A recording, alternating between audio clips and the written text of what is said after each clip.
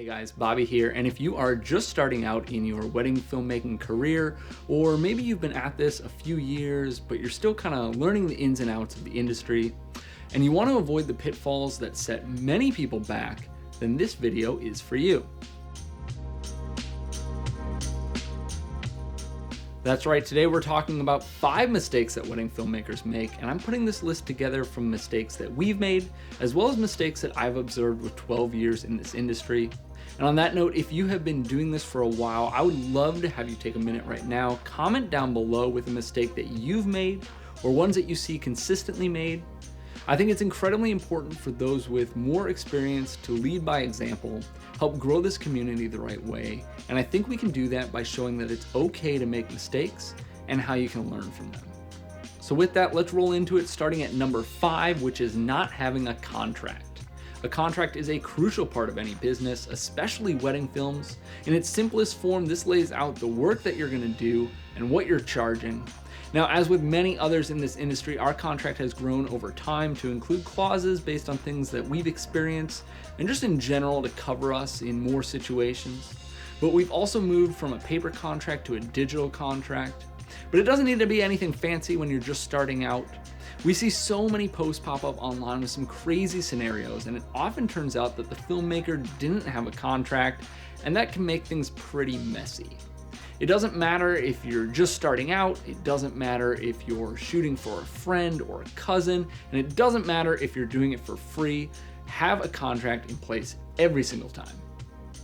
Number 4 on my list, and this may be a little controversial, but hear me out here. I believe a mistake that a lot of wedding filmmakers make is introducing a gimbal too early in their career. Gimbals have exploded in popularity over the last 5 to 10 years, becoming incredibly stable and insanely affordable. They are wonderful tools that can help you produce amazing shots, and we use one at most weddings and we absolutely love it. However, when you introduce one into your workflow too early, I fully believe that you stunt your growth as a filmmaker and a storyteller. We tell this to all of our interns and all the people in our mentorship programs, but when you are just starting out or when you're still finding your style, you should leave the toys at home. No gimbal, no drone, focus on the story. Force yourself to shoot on just a tripod and a monopod, keying in on framing and composition, lighting, movement in frame, and other things to drive your story forward. Then, as you start to become comfortable and consistent with your style, slowly introduce things like a gimbal into your kit. Number 3 on the list is a small one that makes a huge difference, and for a while early on we were guilty of making this mistake, and that is not using lights. Those who are getting into the game now or in the past couple of years are blessed by the technology available to them, and one of those technological advances has been the low light capability of cameras. Camera lines that used to be limited to 1600 ISO can now be pushed far past that, and if you have a bit of noise, plugins can clean that right up. And while you may think that your camera can see in the dark and therefore you don't need any lights, I think any veteran in this field would agree that it's a big mistake. We see far too many people not having lights in their final product, or even defending not using lights because they can just shoot at some crazy high ISO, but that misses the point of using light entirely. You don't use lighting just to blast the entire reception and make the whole place brighter. You paint with light, using it to create an effect and depth in your frame, separating your subject from their surroundings. So whether you're shooting on a Sony low light monster or something where you don't want to crank the ISO, bring a light, as it'll definitely improve your work. Number 2 on my list is the number 1 cause of burnout, a condition that plagues this industry with people constantly coming in and out of the revolving doors of being a wedding filmmaker, and that is taking on too much work. Especially when you're just starting out, you have no idea the amount of work that goes into running a business and keeping on top of edits.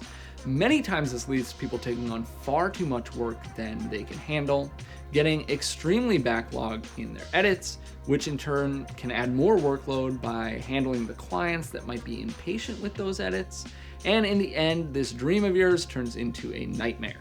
In the many years that we've been in this industry, we have seen a huge number of filmmakers and photographers pop up, fired up to shoot weddings, book way more than they can handle, and close up shop in just a few short years. I would advise people to pace themselves, figure out a realistic workload, and know that not every wedding or project that comes your way is going to be the right fit.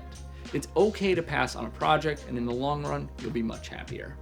Last but not least on this list is a topic that many find frustrating and confusing, so coming in at the #1 spot of mistakes that wedding filmmakers make is pricing. That is a very broad term, and I totally understand that, and it covers a lot of things, but we aren't talking packages versus a la carte or hours versus full day coverage. Those are things that work differently for different people. No, we're talking about straight up not knowing your value, hurting yourself in the long run, and there are two things specifically that I want to talk about. First, let's talk about finding your prices. I see so many posts online of people showing their work and asking what they should be charging, or saying they're just starting and asking what prices people started with, and that is completely the wrong approach. Your pricing is not a magic number that you pull out of a hat. It is a mathematical equation based on your costs and necessary profit, and without taking the proper steps to dial in your pricing, it will be difficult to keep your business afloat. A great tool for this is a CODB, or cost of doing business calculator. This is going to help you plug in your hard costs of running your business and probably remind you of a few things you might forget. Combine that with your desired income and the amount of weddings you plan to shoot, and you're going to quickly come to a price point. I would treat this as your bare minimum that you need to make and build packages upwards from there. Also, quick note, I think there's this common misconception that if you aren't in a big city or a big market, that you have to charge less, and that simply isn't the case. There are plenty of people living in smaller markets who bring in high budget weddings, whether it's near them or destination work, so just make sure to keep that in mind. Another thing I want to touch on is the dangers of underpricing yourself, which is a strategy that a lot of people will use early on to establish their business. There are a couple problems with this. First of which is that you're lowering the perceived value of filmmaking by brides and companies and couples, damaging the industry, and likely alienating yourself from established people in your market who might otherwise refer work your way when they are booked. Ultimately, all of that hurts you even if you survive in the long term. Additionally, you risk not being profitable at low rates, and perhaps most importantly, will make it incredibly difficult to grow your business. Referrals are the main source of clients for most wedding filmmakers, whether that comes from past couples or planners, photographers, or venues, or what have you. And with every wedding you film, your spider web of potential referrals grows, but the problem is those referrals will likely want similar pricing. So while you may have tons of brides singing your praises and passing your info along to their friends, those people will often have a similar budget, therefore making you decide between growing your company and getting the rates where you should be, or booking a date at a rate that is unsustainable. Lastly, when you are underpriced, you are likely getting booked simply because of your price, and many times that may not be your ideal client. You should be valued as an artist, and you should have clients that recognize your talent. If you're simply getting booked because you are the cheapest option, you are often just a vendor at the wedding. And when you aren't valued, that can lead to many other problems down the road. So that wraps it up, guys. There are definitely a ton of other mistakes out there that we and others have made, but these are some of the big ones that I see happening consistently in this industry.